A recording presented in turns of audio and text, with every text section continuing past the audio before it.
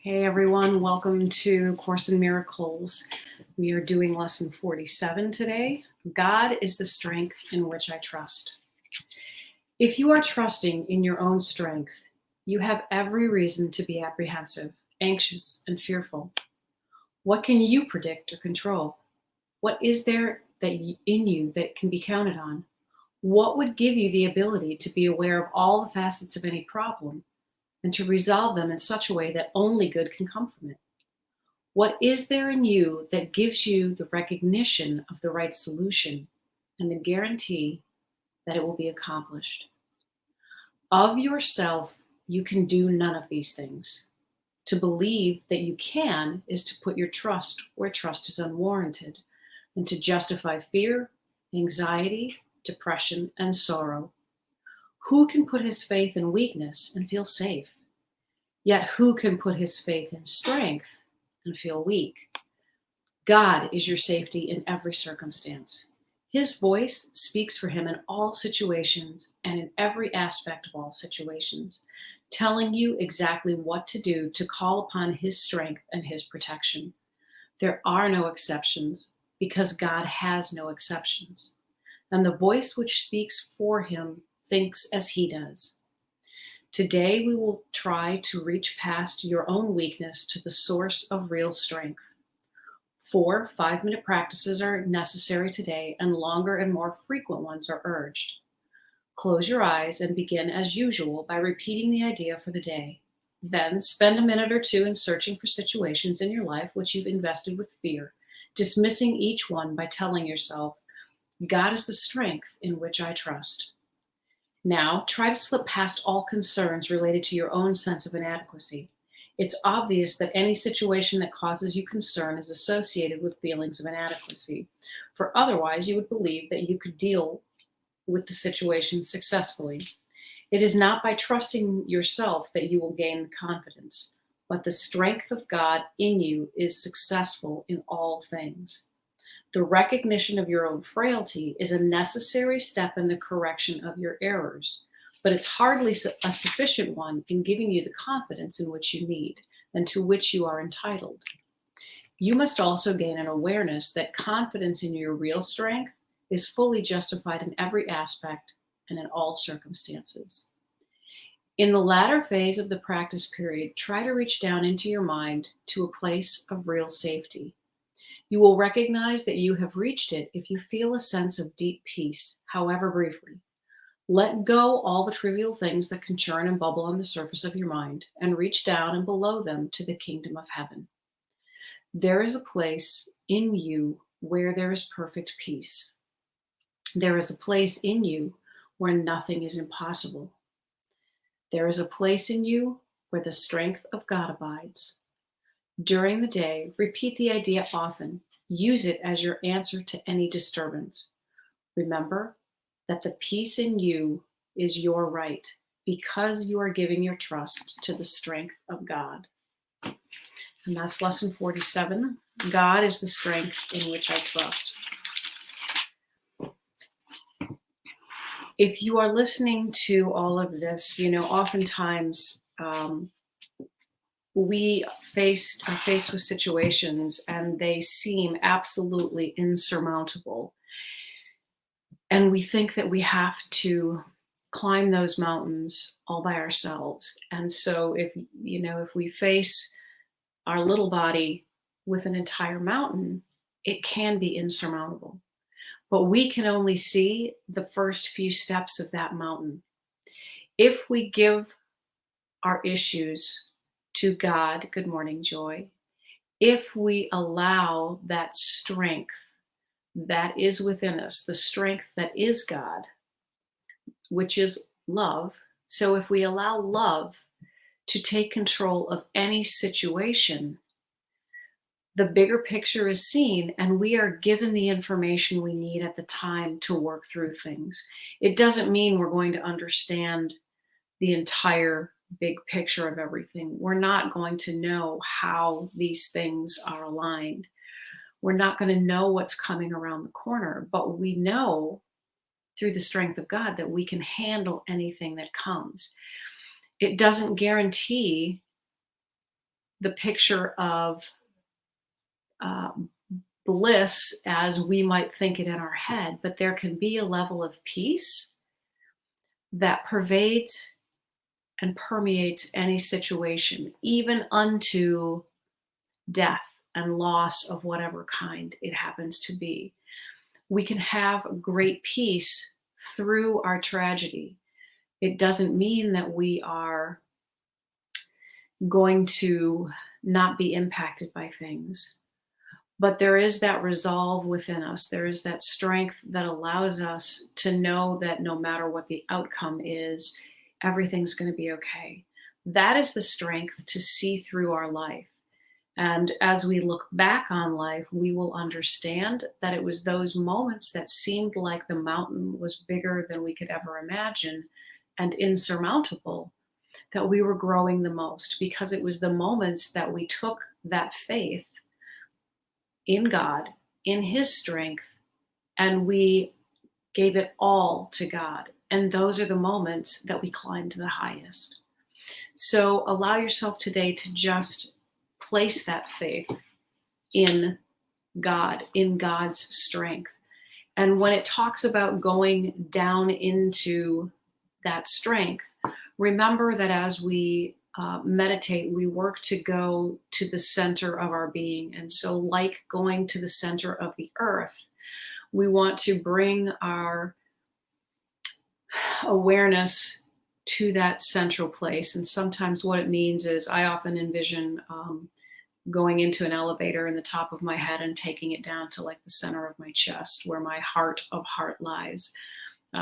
Sometimes we anchor it into the center of the earth. There are many different ideations that you can take, but you want it to go to that very peaceful, loving place. And that is where your strength stays. It's always with you. You don't have to pull it in. It's always within you. Okay, so I want to go on to Tina Spalding's A Year of Forgiveness, and these were her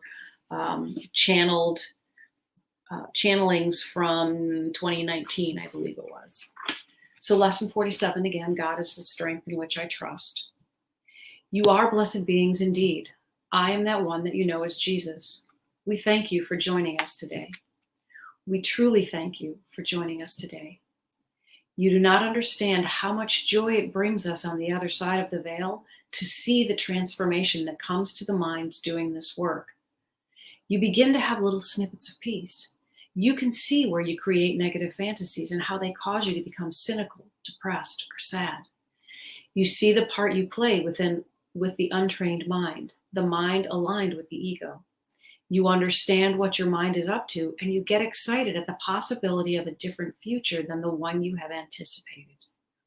That demonstrates the importance of this lesson. When you trust in God, you do not try to micromanage the future. Let's kind of reiterate that one. When you trust in God, you do not try to micromanage the future. This induces anxiety in the ego mind, where most of you function at this stage of your training. The ego mind is all about the physical body. It maintains the safety of the physical body and indulges its senses to get what it wants. The ego, inextricably entwined with the physical body, desires the separation that has manufactured your body. The body itself is indifferent. It does not align with any particular thought structure. It aligns with what you decide. Take the global warming issue, which is now front and center in many people's minds. If you try to figure out that problem, you create great anxiety, because the ego mind cannot glean enough information to feel at peace. In fact, the ego is never at peace. It is always at war. So if you hand over your future to God and you say, I'm not qualified to make this decision here and predict what the global warming issue will bring about, you stay in the present. If you stay in this moment, the ego can deal with you using your senses to interpret the present moment. You do not predict a fearful future, and you don't regurgitate the past. In the present moment, the ego remains manageable and feels okay. To stay out of the future, you must understand that you have no qualifications to predict, arrange, or organize it. Your trust in the strength of God and the wisdom of Spirit to guide you in each moment to the correct place, people, and experience is one of the most foundational elements in your practice. That, with your guidance system, your feeling emotional body, will let you know when things are right. You will know when things are not right as you encounter them. You will not try to plan a concrete future using the ego mind, for that is what you use when you plan. Many of you do not like the idea of not planning, and that is okay.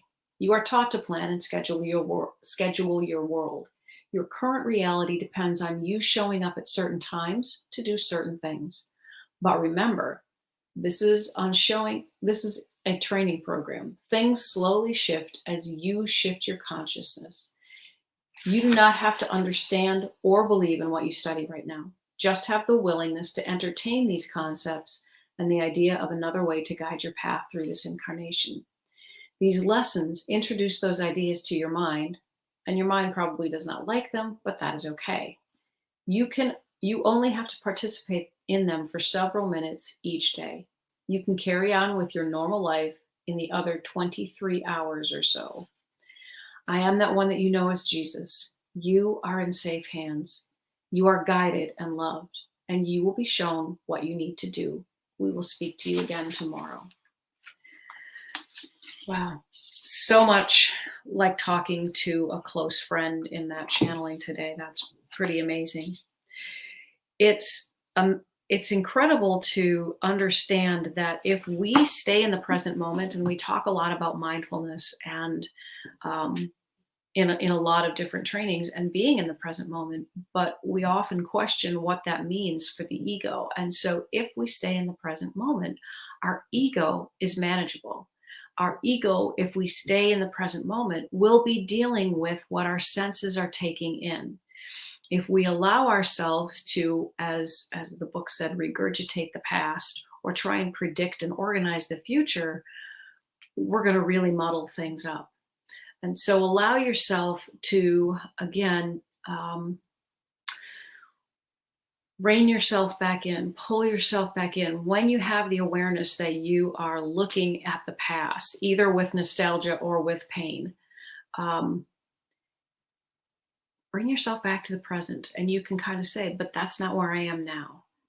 Oftentimes, when we look at the past, we look from that place of what we've lost or how we suffered and what that did to us and how that has created who we are.